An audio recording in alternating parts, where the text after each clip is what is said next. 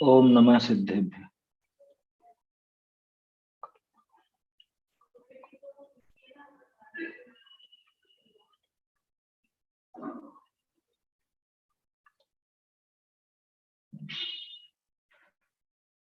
नमो देव अरहंत सिद्ध आचार्य उवझाय साधन को नित प्रति जजो ये मम हो सहाय।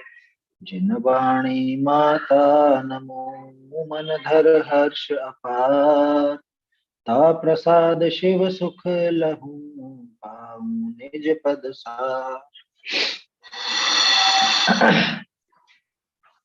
जिन प्रतिमा यथावत स्वरूप ग्रंथ पर हमारी चर्चा चल रही है, दृढ़ श्रद्धा दिलाने वाला ग्रंथ है। श्रद्धा में कोई गड़बड़ ना रहे, ऐसा ही यहाँ पे जो लेखक है उनका अभिप्राय है। भाई हमको सच्चे देव मिले हैं, सच्चे गुरु मिले हैं, सच्चे शास्त्र मिले हैं, सच्चा धर्म मिला है, तो उनके यथार्थ जो उनका स्वरूप है वो जानकर यथार्थ श्रद्धा करना चाहिए। उसमें विपरीतता क्यों हो, उनकी किसी भी बात में विपरीतता क्यों हो। जब सच्चे देव हमको प्राप्त हुए हैं तो उनकी जो हम मुद्रा बनाए वो भी सच्ची होनी चाहिए, उसमें कोई गड़बड़ नहीं होनी चाहिए। और देखो, प्रतिमा तो एक बहाना है सिर्फ यहाँ पे, वास्तव में तो जो जो भी गड़बड़ियां हमारे श्रद्धान में होती हैं उन सबकी तरफ ये ध्यान दिलाएंगे। अकेले प्रतिमा की बात नहीं होगी, जो हमारे जिनालय हैं उनमें हम जो जो भी काम करते हैं, कुछ गलत काम होते हैं तो उन सब की भी यहाँ पे उनका भी निषेध किया जाएगा, मना की जाए। तो इस बहाने हमारी थोड़ी प्रवृत्ति भी सुधरेगी और श्रद्धान को दृढ़ करने के लिए तो बिल्कुल कटिबद्ध है ये शीतर जी काला जिन्होंने ये ग्रंथ रचा है। चलिए, कल अपन देख रहे थे, सामने वाले का प्रश्न था कि भाई तुमने कहा कि ये पिछले बहुत से ग्रंथों में जिनेंद्र भगवान की प्रतिमा का यथार्थ स्वरूप बताया गया है, जब पहले सभी ग्रंथों में बताया ही गया है तो तुम अलग से क्यों लिख रहे हो, तुम खुद की क्यों बुद्धि प्रदर्शित करना चाहते हो, खुद को क्यों विद्यावान कहलाना चाहते हो, हम वही देख लेंगे। तो कितना सुंदर जवाब दिया था। हमारी प्रवृत्ति कैसी हो रही है कि भाई यहाँ पे इस काल में मनुष्य की दशा तो तिर्यंचों से भी गई भी, तो तिर्यंच तो फिर भी बेचारा थोड़ा बहुत आराम भी कर लेता है, आधा दिन काम करता है और आधा दिन आराम करता है। कल देखा था ना अपन ने, वो 4 पहर तो वो भी आराम करता है, 12 घंटे उनसे काम लिया जाता है और 12 घंटे उसको आराम मिलता है। और ये 6 घंटे भी बहुत मुश्किल से आराम करता है, और आराम भी कहाँ करता है, उस समय भी विकल्प इसके चालू रहते, 18 घंटे तो वहां लगा रहता है। तो ये क्या शास्त्रों को खोल करके देखेगा, इसको फुर्सत कहाँ है जो शास्त्रों को खोल करके देखे, और जिनेंद्र भगवान कैसे हैं, सच्चे शास्त्र कैसे हैं, सच्चे गुरु कैसे हैं, इन बातों की खबर करने के लिए इसको समय कहाँ है, फुर्सत कहाँ है। न समय है न रुचि है। खैर रुचि हो तो समय अपने आप निकल आता है, अगर रुचि हो तो सब समय निकाल। जैसे बहुत से लोगों को अपन कहते हैं ना, भैया स्वाध्याय करा करो, कुछ पढ़ा करो, अरे टाइम ही नहीं मिलता।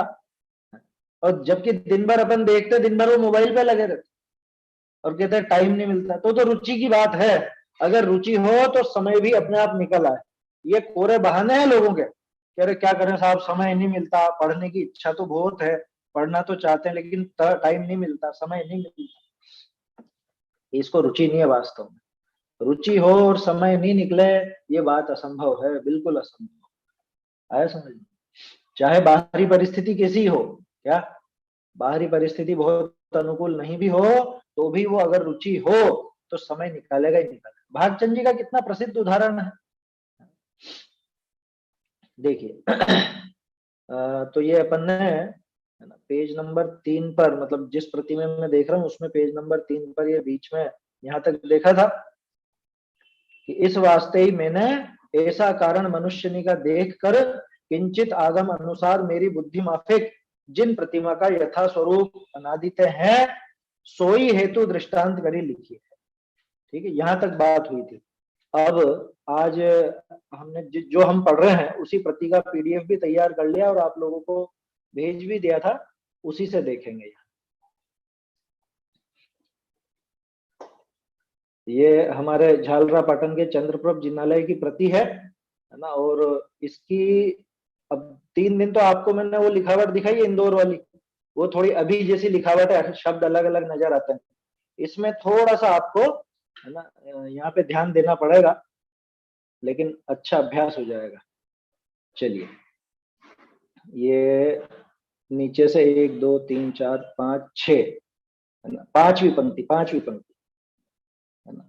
सोई हेतु दृष्टांत करी लिखी है, यहां तक हो गया था अपना। इसके आगे यहां से देखना है अपना।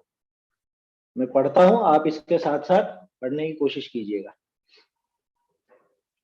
सो परमाद का बसाव सो तथा बुद्धि की हीनता ते कोई अक्षर अन्यथा रूप होए तो ज्ञानवान सुधार लेना।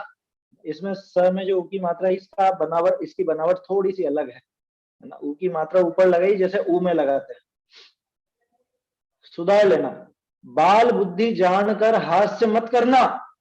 बहुरी तुमने कहा कि मान बढ़ाई के निमित्त तथा विद्यावान बाजने क्यों बनाया होए।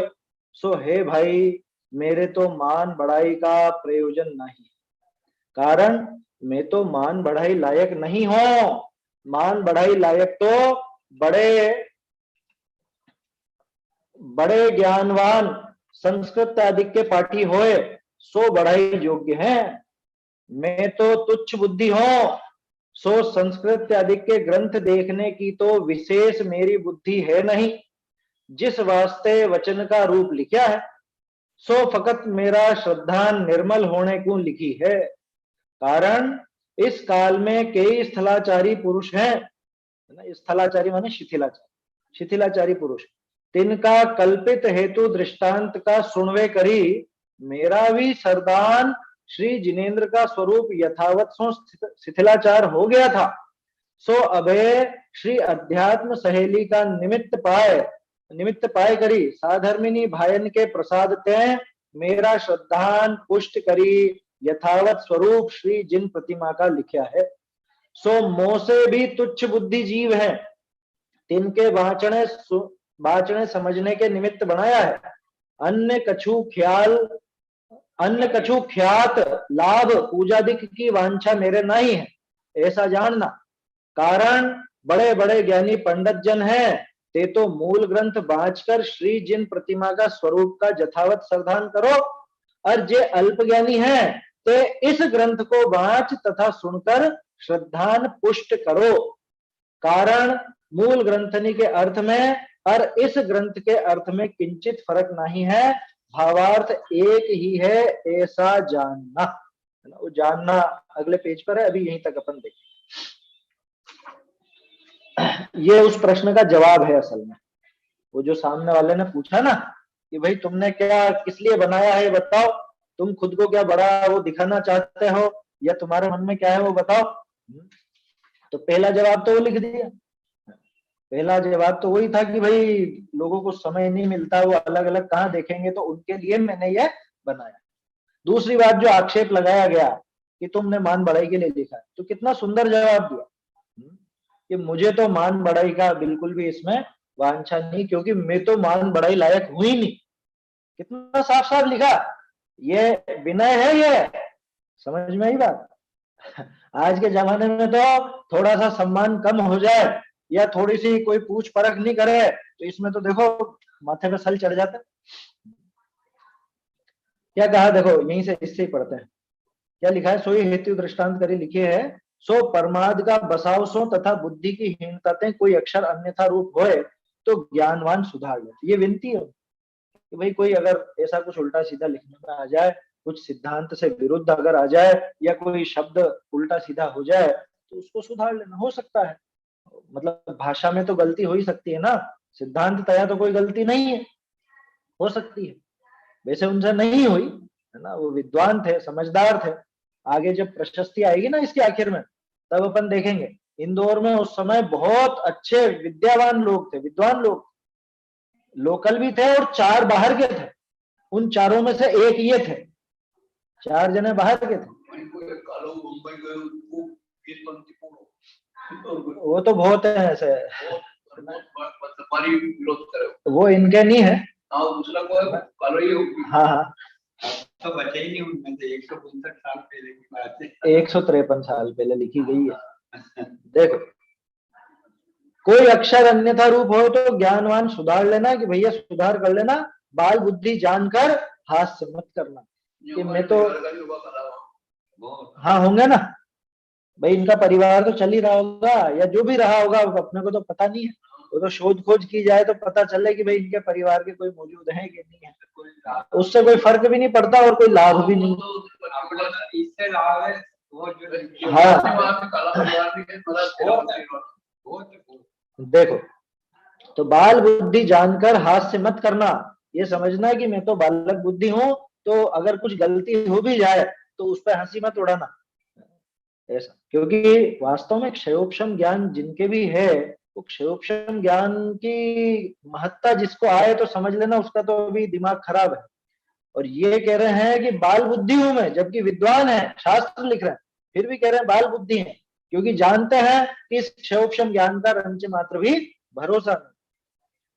बहुरी तुमने कया के मान बढ़ाई के निमित्त तथा विद्यावान बाजने को बनाया हो, सो हे भाई मेरे तो मान बढ़ाई का प्रयोजन नहीं, मुझे तो ऐसा कोई प्रयोजन नहीं है कि लोग बाग आकर के मुझे पूछे कि अरे वाह वाह आपने बहुत बढ़िया ग्रंथ बनाया है, या आप बहुत बुद्धिमान हो, आपने ऐसे तर्क युक्ति दिए हैं, कारण भी दे रहे हो, कहने के लिए नहीं कह रहे हैं कि विनम्रता झूठी विनम्रता दिखा रहे हो, बहुत से लोग झूठी विनम्रता भी दिखाते हैं ना, ऐसे झूठी नहीं दिखा रहे हैं कि नहीं नहीं हमारे तो कोई ऐसा नाम का और इसका प्रयोजन नहीं, उसका कारण भी दे दिया, कारण मैं तो मान बढ़ाई लायक नहीं हूं, मान बढ़ाई लायक तो बड़े ज्ञानवान संस्कृत इत्यादि के पाठी हो, सो बढ़ाई योग्य है, जो आचार्यों के मूल शास्त्र जो जानते हैं और जो बहुत उनका अभ्यास करते हैं, वो है मान बढ़ाई लायक। तो हम तो देश भाषा वाले हैं, हम कोई संस्कृत प्राकृत वगैरह ऐसे तो ग्रंथ की रचना करते नहीं है, बड़े विद्वान तो वही होते हैं, ऐसा उनका कहना। जबकि हम अपने दिमाग में हमेशा साफ रखना, भाषा से किसी की विद्वत्ता का कोई लेना देना नहीं है। पहले भी अपन ने कई बार बात करी, पुराना होना ये प्रामाणिकता की निशानी नहीं है ना, संस्कृत में लिखा होना ये कोई प्रामाणिकता की निशानी नहीं। ये तो बहुत से सोचे संस्कृत में लिखा है सो तो सही और हिंदी में लिखा है वो गलत, ऐसा बिल्कुल नहीं। भाषा तो सिर्फ अभिव्यक्ति का साधन है ना, भाषा तो सिर्फ उसको एक तरह से किस तरह से उसे कहा जाए उसका साधन है, उससे कोई फर्क नहीं पड़ता कि वो संस्कृत है कि प्राकृत है, अरे इंग्लिश में हो ना भले, अपने को क्या फर्क पड़ता।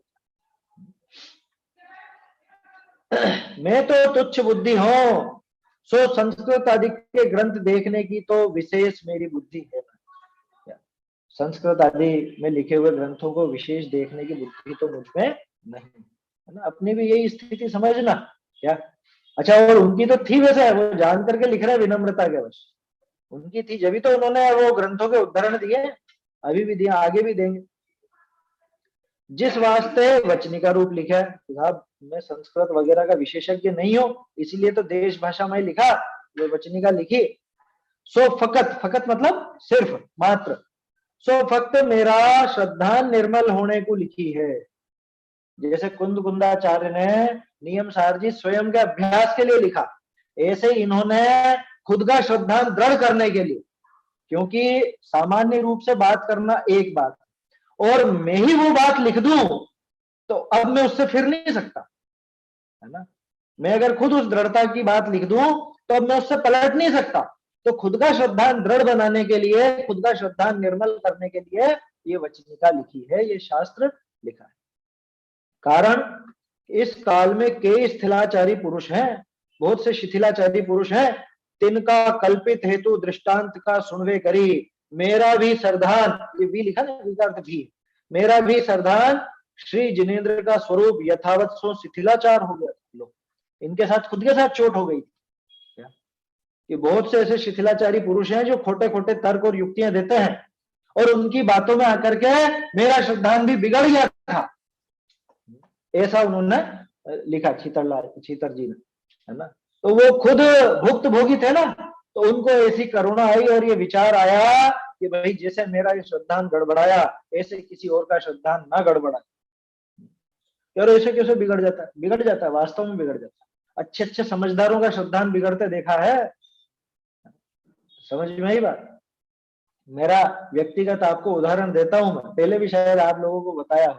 मैं जब छोटा था, जिन लोगों ने मुझको वो सिखाया ना, क्या प्रक्षाल कैसे करना, तीसरी चौथी में था शायद, तो उस समय पे जिन्होंने सिखाया, नाम नहीं बताऊंगा, लेकिन उन्होंने मुझे बताया कि अपने को जरा सी भी इस पे फूल केसर नहीं लगे रहने देनी, इससे वीतरागता खंडित होती है।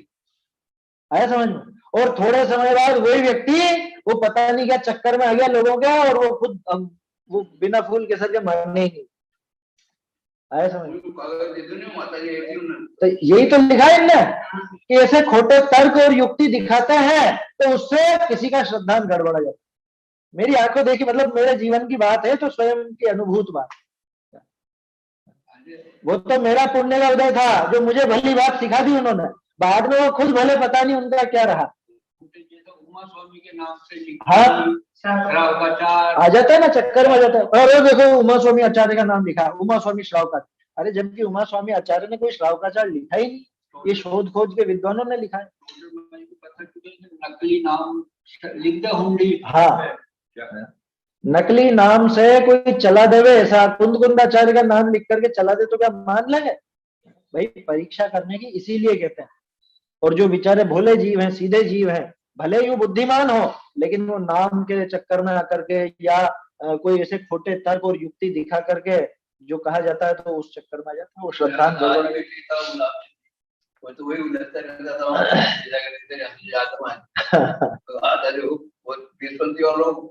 हाँ, जो उलझता रहता हमारा। वो तो ये तो बात चल रही उनकी, फिर भी वो शुरू से ऐसे थे या कैसे भी थे। यहाँ तो बात इनकी चल रही है कि जो भले अच्छे भले हो, अच्छे भले का मतलब पहले दृढ़ श्रद्धा नहीं हो, लेकिन ऐसे खोटे तर्क और युक्ति करके वो बिगड़ गए। कोटा में थे ना एक वो, हाँ, तो वो अच्छे भले समझदार व्यक्ति, स्वाध्यायी जीव, और उसके बावजूद वो तर्क और युक्ति ऐसे जो सामने वाला देता है, खोटे तर्क और युक्ति, और बैठ जाए तो बैठ जाए दिमाग में। श्रद्धांत गड़बड़ाने में क्या देर लगती। इसलिए ये सबसे जरूरी है, श्रद्धांत दृढ़ होना सबसे जरूरी।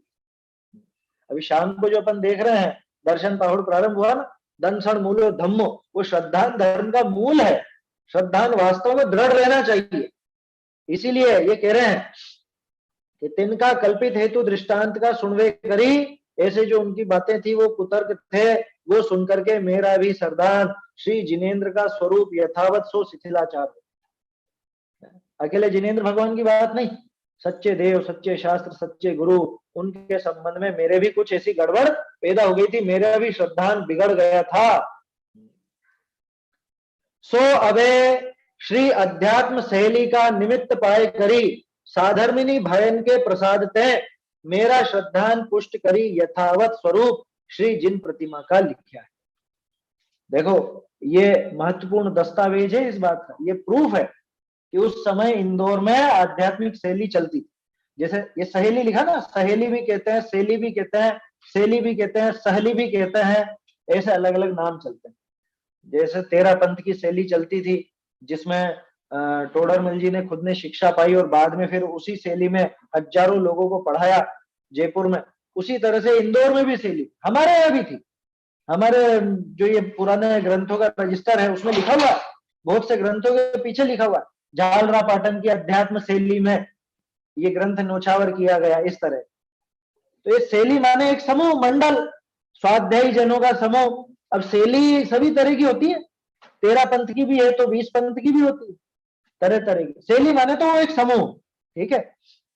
तो क्या कहा, सो अबे अब श्री अध्यात्म शैली का निमित्त पाए करी, है ना, आध्यात्मिक शैली का निमित्त पा करके साधर्मिन भाया के प्रसाद थे, जो साधर्मी भाई हैं दूसरे भी, जैसा भी मैंने कहा ना, 4 विद्वान तो बाहर के थे उस समय इंदौर, और 8-10 और वहीं के थे उस समय 150 साल पहले, दृढ़ श्रद्धानी लोग। तो उनकी बातों, उनके प्रसाद से, यानी उनकी संगति करके इनका भी श्रद्धान पुष्ट करी, यथावत स्वरूप श्री जिन प्रतिमा का लिखा है, जिनेन्द्र प्रतिमा का। और जिन प्रतिमा तो नाम ले रहे हैं, इनके पीछे बहुत सारी बातें आएंगी, है ना, जिनालय में क्या काम होने चाहिए, क्या नहीं होने चाहिए, वो सब बातें इसके अंदर आएंगी। तो उन सब का स्वरूप यहाँ पे इन्होंने लिखा है। सो मोह से भी तुच्छ बुद्धि जीव है, कि मैं तो कमजोर बुद्धि वाला हूं ही सही, लेकिन मुझसे भी बहुत बहुत कमजोर बुद्धि वाले जीव हैं, तिनके वाचने समझने के निमित्त बनाया है। तुमने पूछा था ना क्यों बनाया है, मान बढ़ाई के लिए बनाया है क्या? तो वो कह रहे हैं कि भैया मुझसे भी कमजोर बुद्धि वाले जीव हैं, जिनका श्रद्धान दूसरे लोगों के कुतर्कों से गड़बड़ा सकता है, तो उनके लिए मैंने ये बनाया है, क्योंकि मैं खुद भुक्त भोगी हूं, ऐसा वो कह रहा है। मैं स्वयं भुक्त भोगी हूं, मेरा खुद का श्रद्धान गड़बड़ा गया था, तो अब आगे कोई जीव इस तरह का बेचारा गड़बड़ाए नहीं, उसका श्रद्धान दृढ़ रहे, ये सब विचार करके ये प्रतिमा का, जिन प्रतिमा का स्वरूप। अन्य कछु ख्यात लाभ पूजादिक की वांछा मेरे नहीं है, ऐसे जानना। अन्य कोई ख्याति लाभ पूजा वगैरह में नहीं चाहता। जो ख्याति लाभ पूजादि चाह है धरी करण विविध विदेह, वो तो अलग बात है, वो वहां तप वगैरह की बात है। ऐसे ये भी लेना, जो ख्याति लाभ पूजादि चाह करके ग्रंथ बनाए, वो भी पाप ही बांधता है। समझ में आ रही है बात? क्योंकि बहुत सौ को इसी चीज का व्यसन होता है कि मैं ऐसी बात लिखूं, ऐसा शास्त्र बनाऊं, ऐसा ग्रंथ लिखूं, लोग बाग वाह वाह करें, मेरी तारीफ करें, मुझे ऊंचा समझे, ऐसा भी रहता है। तो लिखे जाते हैं, लिखे जाते हैं, कोई पढ़ने वाला हो चाहे नहीं हो, कोई सुनने वाला हो चाहे नहीं हो, लेकिन वो तो उनका तो शौक है एक तरह से। तो ऐसा शौक नहीं पालना। जयचंद जी छाबड़ा का उदाहरण देखा था ना अपन ने कल परसों कैसे थे, 65 साल के हो गए तब तक कुछ नहीं लिखा, लोग पीछे पड़े, उनके पुत्र जो खुद वो खुद बड़े विद्वान थे, उनके पुत्र वो पीछे पड़े कि आपको इतना ज्ञान है तो हम लोगों के लिए कुछ लिख दो, वचनिका वगैरह कर दो जो लोगों को समझ में आए। तब जाकर के लिखना चालू किया था। तो ऐसे होते हैं महान लोग। तो आया समझ में? जो धार्मिक व्यक्ति होते हैं उनको ख्याति की, लाभ की, पूजा की कोई इच्छा नहीं होती, वो तो कोई ऐसा विशेष ही कारण बन जाए तब जाकर के वो ग्रंथों की रचना करते हैं। अंदर तक इतना भरा जाए कि बाहर निकलने लगे अपने आप, जबरदस्ती नहीं निकाला जाए। समझ में आई बात? सो मुंह से भी तुच्छ बुद्धिजीव हैं, तिनके वाचने समझने, वाचना मतलब पढ़ना है ना, किसी को ये वाचना शब्द नया लग रहा हो तो वाचना मतलब पढ़ना, वाचने समझने के निमित्त बनाया है। अन्य कछु ख्यात लाभ पूजादि की वांछा मेरे नहीं, ऐसा जानना। कारण कि बड़े बड़े ज्ञानी पंडित जन हैं, ते तो मूल ग्रंथ बांचकर श्री जिन प्रतिमा का स्वरूप का यथावत श्रद्धान करो, और जे अल्प ज्ञानी है ते इस ग्रंथ को बांच तथा सुनकर श्रद्धान पुष्ट करो। भाई कैसे भी करके श्रद्धान पुष्ट करो। अगर आप विशेष ज्ञानवान हो, ज्यादा समझते हो, तो मूल ग्रंथों को पढ़ के करो, हमें क्या तकलीफ। लेकिन जो नहीं समझते हो तो ये बिल्कुल सरल भाषा में बना दिया है, बिल्कुल सरल भाषा, कोई विशेष व्याख्या की जरूरत भी नहीं है ना। अभी तक जो जो बातें करी अपन ने सब समझ में आई होंगी मेरे ख्याल से, कोई कठिन है नहीं। पढ़ने में थोड़ी सी आपको तकलीफ हो सकती है, नया नया ऐसा लग रहा हो तो, बाकी समझने में तो कोई दिक्कत होगी। जो अल्प ज्ञानी है अपने जैसे जीव, तेज ग्रंथ को वांच तथा सुनकर श्रद्धान पुष्ट करो। या तो पढ़ो या सभा में आप बांचो, दूसरे सुने या दूसरा बांचे तो आप सुनो। अभी जैसे अपन ने व्यवस्था बना रखी कि मैं पढ़ रहा हूँ और आप लोग सुन रहे हो, कोई उसमें ऐसी दिक्कत वाली बात है नहीं, बिल्कुल सरल है वो तो। कारण कि मूल ग्रंथनी के अर्थ में और इस ग्रंथ के अर्थ में किंचित फर्क नहीं है, भावार्थ एक ही है, ऐसा जानना।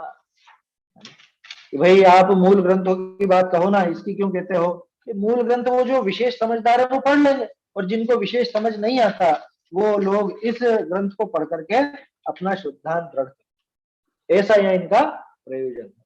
कुल मिला के श्रद्धान दृढ़ करो। लेकिन क्यों? क्योंकि श्रद्धान धर्म का मूल है, दंसन मूलो धर्मो।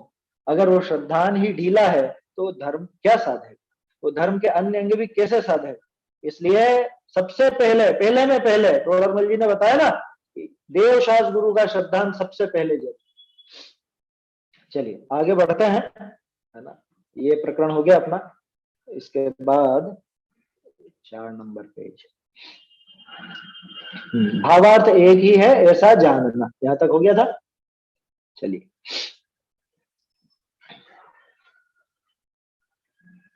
बहुरी देखो, अब इनके तर्क और तरह तरह की युक्तियां आएंगी और बहुत सी बातें सामने आएंगी। बहुरी देखो, स्वर्ग लोक का विवाण में तथा ज्योतिषी देवा का विमान में, तथा व्यंतर देवा का विमान में, तथा पाताल लोक में भवनवासी के विमान में, तथा मध्य लोक में, तथा सुमेरु पर्वत आदि ऊपर, तथा गजदंतादिक ऊपरे, ये हाशिए में लिखा है ना, गजदंतादिक ऊपरे, तथा बहु कुलाचल पर ऊपरे, तथा वेताड़ पर्वत आदिक ऊपरे, तथा विजयार्ध ऊपरे, तथा भोग भूमि आदिक में, तथा श्री नंदीश्वर कुंडलगिरी रुचकगिरी आदि दीपन में। देखो जब कभी कोई प्रतिलिपिकार से कोई अक्षर आगे पीछे हो जाते थे तो वो इस तरह से नंबर डाल देते थे। अभी जो प पहले लिखा है, दी बाद में लिखा है ना, उस पे 1 और 2 डाल दिया उन्होंने, यानी पहले दी पढ़ना फिर प पढ़ना। रुचकगिरी आदि दीपन में, तथा मानशोत्र पर्वत विषय, तथा जम्बू सालमली वृक्षादि ऊपरे, तथा कैलाश पर्वत आदि ऊपरे, तथा विजय क्षेत्रादिक विषय इत्यादिक इनको आदि लेकरी 4 से 58 तो श्री जिन मंदिर मध्य लोक में अकर्तम है, और कतराक मंदिर कर्तिम है, तथा असंख्याता अकीर्तम चेताला देवनी के विमान में है।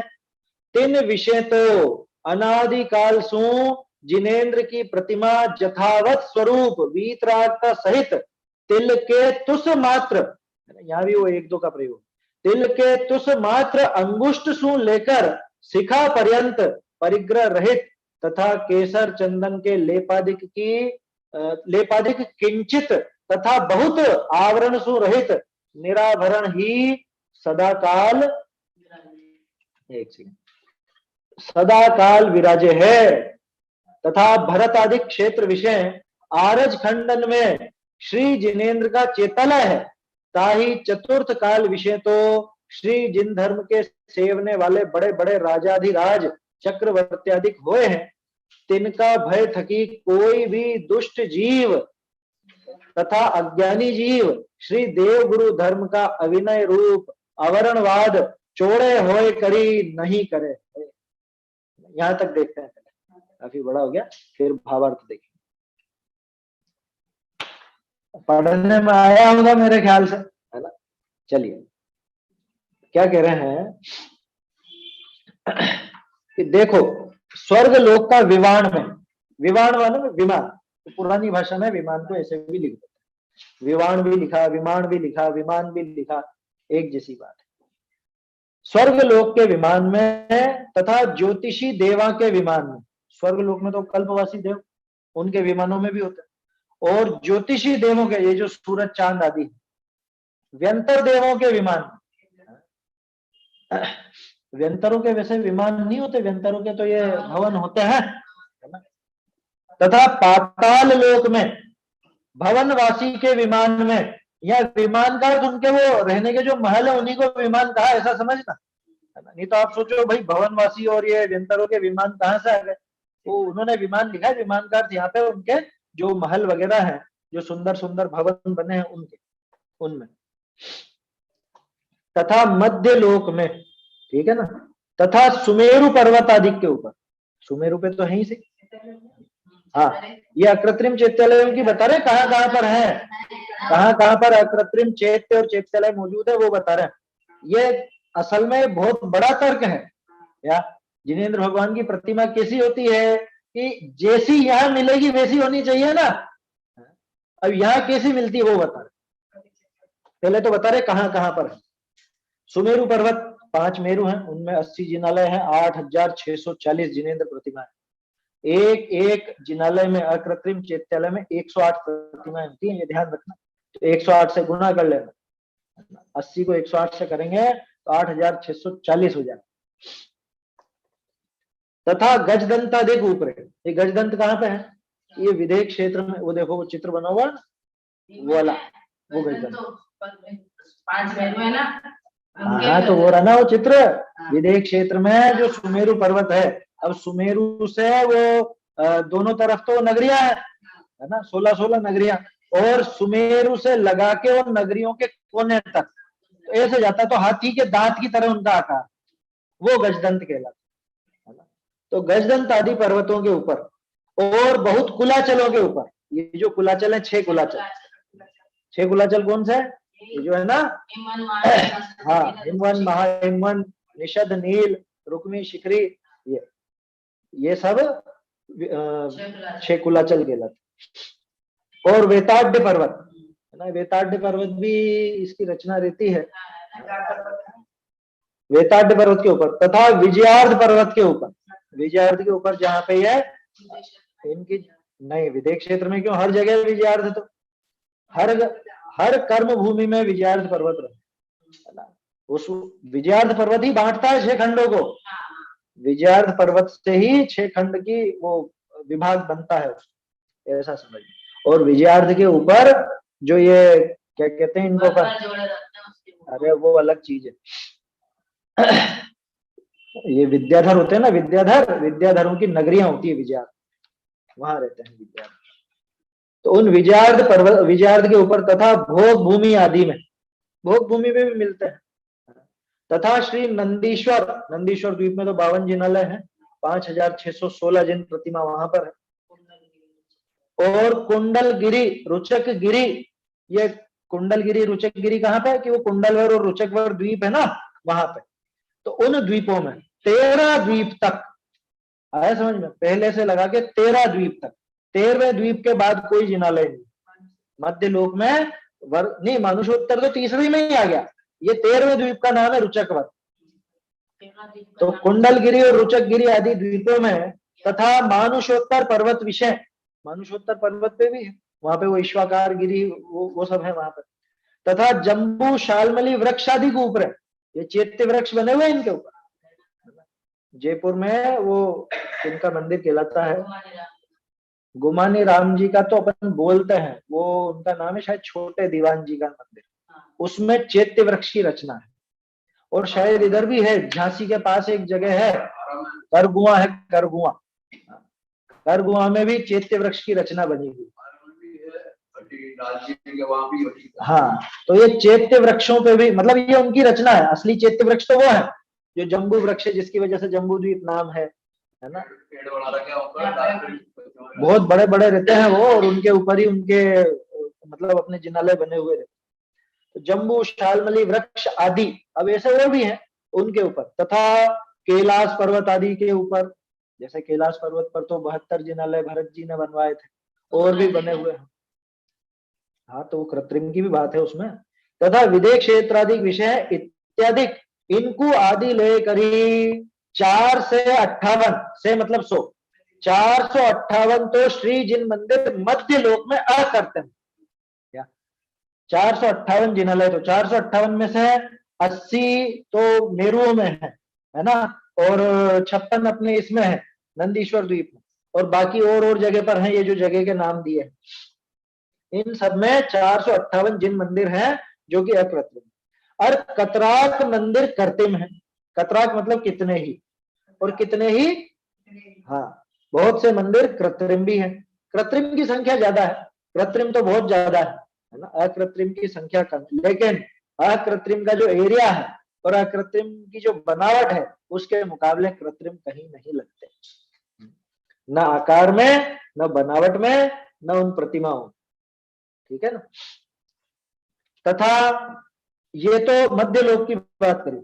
तथा असंख्याता अकृत्रिम चेतला देवनी के विमान में है। ये बड़प्पन दिखाने के लिए वो असंख्यात लिखा है, वास्तव में तो उनकी संख्या है ना 8 करोड़ 56 लाख सहस्र 97 चतुशत भाग है, ऐसा आता है। 3 विषय तो अनादिकाल सु, खास बात यह है, अपने को संख्या से मतलब नहीं है, खास तर्क तो यह है कि उनमें अनादिकाल सु मतलब से, अनादिकाल से जिनेन्द्र की प्रतिमा यथावत स्वरूप वीतरागता सहित कैसी विराजमान है, तिल के तुष मात्र अंगुष्ठ सु लेकर शिखा पर्यंत, अंगुष्ठ यानी पैर का अंगूठा, पैर के अंगूठे से लेकर शिखा पर्यंत, ये शिखा मतलब बिल्कुल ऊपर का हिस्सा, मतलब सिर से पैर तक, एड़ी से चोटी बोलते हैं ना, एड़ी से लेकर चोटी तक यथावत स्वरूप वीतरागता सहित तिल के तुष मात्र अंगुष्ठ सु लेकर शिखा पर्यंत परिग्रह रहित, ऊपर से नीचे तक, दाएं से बाएं तक हर जगह परिग्रह रहित, तथा केशव चंदन के लेपादिक किंचित तथा बहुत, थोड़ा या ज्यादा भी, आवरण सुरहित, किसी भी प्रकार का कोई आवरण नहीं, कोई लेप नहीं, निराभरण, निराभरण मतलब ये निरावरण कह रहे हैं कि निराभरण कह रहे हैं, दोनों अलग अलग चीज है, ध्यान रखना। निरावरण माने निर्लेप और निराभरण माने आभूषण रहित, आभरण बोलते हैं आभूषण को, दोनों शब्द अलग अलग है, ध्यान रखना। ये तो आप सोचो निरावरण होना चाहिए, आभरण बोलते हैं आभूषण को, समझ में आ रही है बात? न तो कोई आभूषण ना ही कोई लेप, किसी प्रकार का कोई उन पर आवरण भी नहीं, किसी प्रकार का कोई आभूषण भी नहीं, ऐसे ही सदा काल विराजे। बोलो कौन सा ऐसा समय है जब वहां पे कोई शोभा की जाती होगी प्रतिमा के ऊपर ही, है? कि प्रतिमा को रंग दिया जाता होगा, या कोई लेप लगा दिया जाता होगा, या कोई आभूषण पहना दिए जाते होंगे, कोई ऐसा समय विशेष आता होगा जब कर देते होंगे ऐसा कि तीनों काल एक सी रहती है वो प्रतिमा, तीनों काल, लिखा ना सदा काल। आवरण माने लेप और निराभरण, निराभर माने आभूषण। हाँ, निराभरण मतलब आभूषण रहित, आभरण माने आभूषण और निराभरण माने आभूषण रहित, है ना। आवरण तो लेप है ही सही, निरावरण कर दिया तो निर्लेप, नी लगा दिया ना उसमें, ऐसा निरावरण, निराभरण ऐसा, आभरण माने आभूषण तो निराभरण हो गया आभूषण रहित, आवरण माने कुछ लेप आदि, निरावरण हो गया लेप आदि से रहित, ऐसा। बोलो कब कब विराजते हैं वो ऐसे? क्या लिखा? सदा काल, मतलब वहां पे जो प्रतिमाएं हैं, जो वहां कृत्रिम चैत्यालयों में जैसी प्रतिमा विराजमान है, उनके स्वरूप में कोई फेर आता है? अच्छा, क्षेत्र की वजह से फेर आ जाता होगा, है कि 5 मेरू वाली पर तो कुछ भी नहीं है, लेकिन वो नंदीश्वर द्वीप वाली में तो हो सकता है कि 5 मेरू तो मनुष्यों के एरिया में है, तो यहाँ तो मनुष्यों के हिसाब से होगी और वहां पे देवों के हिसाब से कुछ रंग बिरंगी होगी, है? ऐसा है क्या? वहां पे कोई लेप वेप हो रहा होगा, देव लगा देते होंगे कुछ भी, देव वगैरह की प्रतिमा उनके तो मुकुट वगैरह लग रहे होंगे, कुछ भी नहीं, न इन 458 जिनालयों में, न उन लाखों जो वो ऊपर विमान में मौजूद है अथवा ब्रह्मवासी के भवनों में मौजूद है, उनमें से किसी भी अकृत्रिम चैत्यालय में कोई भी प्रतिमा न तो लेप वाली है और ना ही कोई आभूषण वाली। तब कि कभी भी देख लो, तीनों काल सदा काल एक सी वो प्रतिमा रहती है, तभी जाके तो एक स्वरूप बनेगा ना निश्चित। अगर ऐसे हर कहीं पे हर कुछ बदलता हुआ हो तो क्या स्वरूप रहेगा? आप कहोगे कि हम तो ऐसी बनाएंगे, मैं कहूंगा कि हम तो ऐसी बनाएंगे, आप कहोगे तो हम तो मुकुट लगाएंगे, मैं कह दूं हम हार भी ना दे, कोई कह देगा, मतलब कोई स्वरूप निश्चित कैसे होगा? स्वरूप तो तभी निश्चित हो सकता है कि भैया वहां की व्यवस्था देखो जहां तीनों काल एक सी, वही स्वरूप सच्चा कहलाएगा, क्योंकि उसमें बदलाव नहीं होता। अब जो 3 काल सदा काल बिल्कुल एक सी रहती है, जहां पर प्रतिमा तो कैसी रहती है कि उन पे कोई लेप नहीं होता, उन पर कोई आवरण नहीं होता, एक जरा सी टिक्की भी उनके ऊपर नहीं होती, बिना मूल्य का एक धागा भी उन पे नहीं होता। तो सोचो हजारों की कीमत जिसकी है, ऐसी वो केसर वगैरह का लेप कैसे होगा?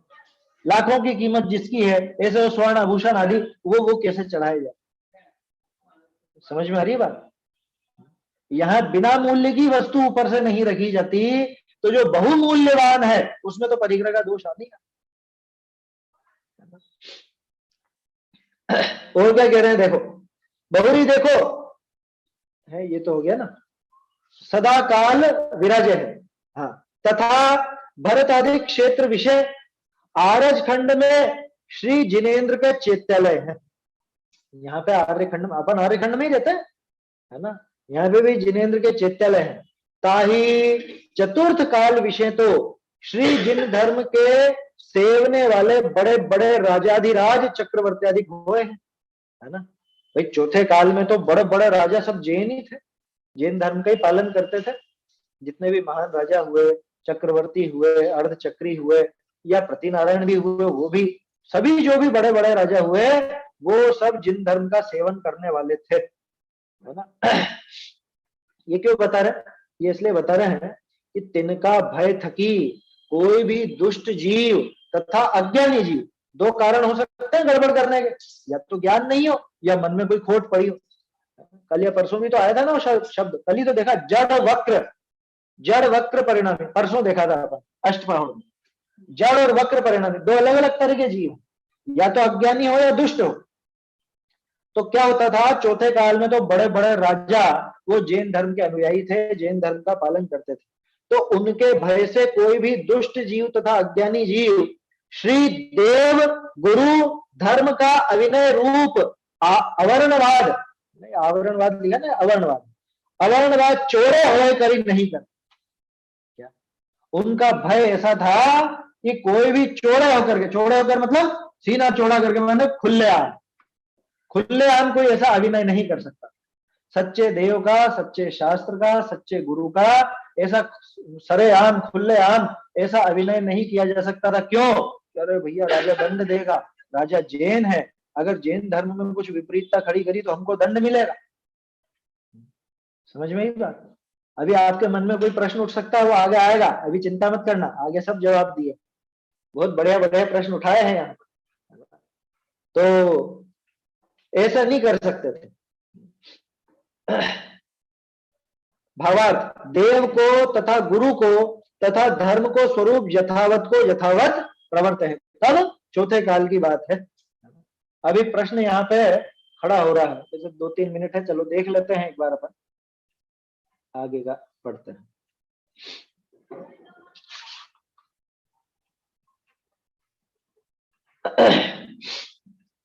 बहुत सुंदर प्रश्न है, इसमें वो सामने वाला तर्क भी करेगा। ये देखिए भाई, वहां पे देवशास गुरु का तो अभिनय करने की हिम्मत किसी की नहीं थी खुले में। देव को तथा गुरु को तथा धर्म को स्वरूप, देखो पहले भी मैंने आपसे कहा प्रतिमा का तो पूरा एक नाम है, उनके बहाने शास्त्र गुरु और मंदिर वगैरह वो सारी बताई जाएगी। अब यहाँ कोई प्रश्न करे कि तुमने चौथा काल में देव गुरु धर्म की अभिनय रूप प्रवृत्त नहीं बताई, सो तो जानी, पर चौथा काल में तो कई दुष्ट जिन मंदिरा का तो विध्वंस किया है, और कई मुनि को घाणी में पेलवा आदि उपसर्ग किया है, और कई शास्त्रा का अभिनय किया है, तिनकी कथा पुराण में प्रसिद्ध है, सो कैसे है ताकू समझाए है। क्या समझाते हैं? हे भाई, तेने कहा सो तो ठीक है, परंतु चौथा काल में राजमार्ग देव गुरु धर्म का अभिनय रूप करने की मुख्यता नहीं है, इस अपेक्षा सु हमने कही है। बाकी कोई दुष्ट राजाधिक तथा सामान्य तथा सामान्य मुनिसु छाने, ये सामान्य मनुष्य आएगा, मनुष्य छाने चोरी सु उपसर्ग अभिनय करी दीना, जिनकी तो मुख्यता पढ़े कर गिनती नहीं है ना। दृष्टांत वगैरह और आगे लेंगे, अभी अपन इसको इतना ही रखते हैं क्योंकि समय भी अपना हो रहा है। क्या कहा सामने वाले ने? बात पकड़ ली कि साहब आप तो कह रहे थे कि चौथे काल में तो कोई दिक्कत नहीं होती है, चौथे काल में कोई चौड़े होकर के ऐसा अभिनय नहीं करता है सच्चे देव का, सच्चे शास्त्र का, सच्चे गुरु का। तो फिर ऐसी कहानियां भी तो पढ़ी कि वो राजा ने वो जिनालय को ही नष्ट भ्रष्ट कर दिया है, शास्त्रों को फाड़ दिया, शास्त्रों का अभिनय कर दिया, अथवा मुनिराज को ही घाणी में पेल दिया, माथे पे सिगड़ी जला दी, गरम गरम लोहे के आभूषण पहना दिए, और तरह तरह के बहुत किस्से हुए। तो ये सब चौथे काल में नहीं हुआ क्या? तो क्या जवाब दे रहे हैं कि भाई तूने कहा वो तो ठीक है ना, टोडरमल जी जैसी शैली है ना, कि तूने कहा सो तो ठीक, परंतु फिर आएगा जवाब, परंतु चौथे काल में राजमार्ग देव गुरु धर्म का अभिनय रूप करने की मुख्यता, भाई खुले में नहीं होता था, वो जो काम हो गया वो चोरी छुपे हुआ है वास्तव में। मुनिराज पे किसी ने उपसर्ग किया, कोई जिन्नालय पे कोई तोड़फोड़ की, या समझ लो कोई प्रतिमा खंडित की, या और भी कुछ ऐसा काम किया, शास्त्र आदि को फेंक दिया, वो मुख्य पने से नहीं है, वो गौण रूप में है ना। ऐसे कितने किस्से सुनने को मिलते हैं बताओ, गिने चुने ही है ना। माने मुख्यता तो विनय वालों की ही थी, मुख्यता तो सच्चे देव गुरु धर्म का जो स्वरूप है वैसा ही पूजा जाता, और कहीं कहीं गौण रूप में चोरी छिपे कोई गड़बड़ कर देवे तो कर देवे। इसका दृष्टांत और आगे का उत्तर आगे देंगे, वो अपन आगे पढ़ेंगे, है ना। ये पेज नंबर 5 पर चलेगा। आज ये वाली प्रति जो आज जिससे आज पढ़ा है, ये प्रति भी ग्रुप पर चढ़ा दी है, तो आप लोग उसको सुरक्षित कर लीजिएगा, सेव कर लीजिएगा, क्योंकि इसमें ज्यादा साफ है। साफ का मतलब शुद्ध है पढ़ने में। साफ तो उसके अक्षर ज्यादा थे इंदौर वाली प्रति के, लेकिन उसमें थोड़ी अशुद्धियां ज्यादा थी।